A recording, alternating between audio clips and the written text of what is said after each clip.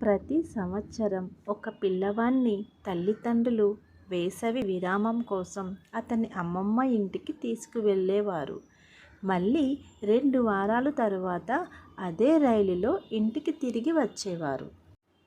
అయితే ఒకరోజు అబ్బాయి తన తల్లిదండ్రులతో ఇలా చెబుతాడు: నేను ఇప్పుడు పెద్దవాడిని అయ్యాను.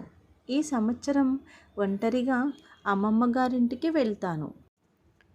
కొంచెం ఆలోచన తరువాత తల్లిదండ్రులు అంగీకరిస్తారు. తరువాత రోజు వారు రైల్వే స్టేషన్కి వెళ్తారు.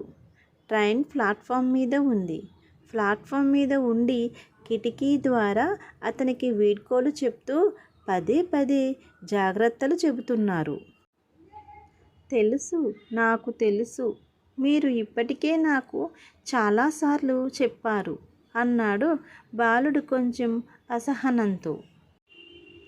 రైలు బయలుదేరబోతుంది. ఇంతలో తండ్రి అతని జేబులో ఏదో పెడుతూ గుసగుసలుగా, బాబూ, నీకు అకస్మాత్తుగా ఒంటరిగా లేదా భయం అనిపిస్తే ఇది చూడు.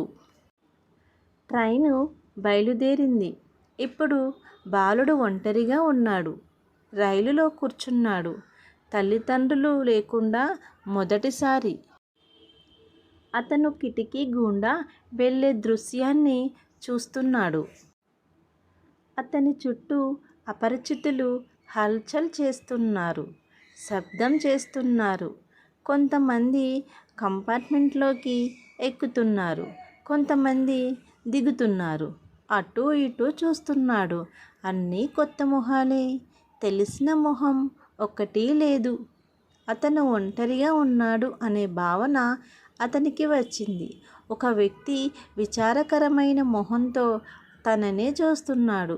అది కుర్రాడికి మరింత అసౌకర్యంగా ఉంది. ఇప్పుడు ఒక్కసారిగా భయం వేసింది. రైలు వేగానికి, కుదుపులకి కడుపు నొప్పి మొదలయింది. మరియు రైలు వేగంతో సరిపోలడానికి ప్రయత్నిస్తున్నట్లుగా గుండె కొంచెం వేగంగా కొట్టుకోవడం ప్రారంభించింది. సీట్లో మూలకి ముడుచుకుని కూర్చున్నాడు. ఒక్కసారిగా అతని కళ్ళల్లో నీళ్లు. ఆ సమయంలో అతనికి తన తండ్రి తన జేబులో ఏదో ఉంచినట్లు గుర్తు వచ్చింది.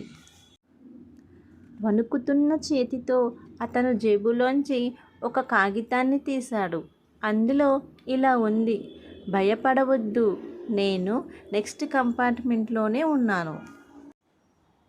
ఒక్కసారిగా కొండంత ఆత్మవిశ్వాసం మరియు ధైర్యంతో మొహం మెరిసిపోయింది. గుండెల నిండా ధైర్యం. చిరునవ్వుతో తల పైకి ఎత్తుకుని కూర్చున్నాడు. గుండె వేగం తగ్గింది. కడుపు నొప్పి ఛాయలు లేవు. అపరిచితుల మధ్య చాలా సౌకర్యంగా ఉంది ఇప్పుడు. సో ఫ్రెండ్స్, ఈ కథ యొక్క నీతి ఏంటో చూద్దామా? అందరి జీవితాల్లో కూడా ఇదే పరిస్థితి. దేవుడు ఈ లోకంలో మనలను పంపినప్పుడు మన అందరి జేబులో కూడా ఒక నోటు ఉంచుతాడు, నేను మీతో ప్రయాణిస్తున్నాను అని. కాబట్టి భయపడవద్దు, నిరాశ చెందకండి. ఇది మీ శారీరక మరియు మానసిక ఆరోగ్యాన్ని ప్రభావితం చేస్తుంది.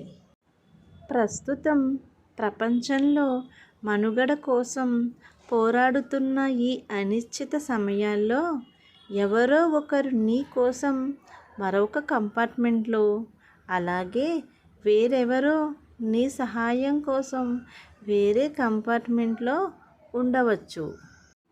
సో భగవంతుని విశ్వసించండి, ఆయనపై నమ్మకం ఉంచండి. మన ప్రయాణం అంతటా మన దేవుడు ఎల్లప్పుడూ మనతోనే ఉంటాడు.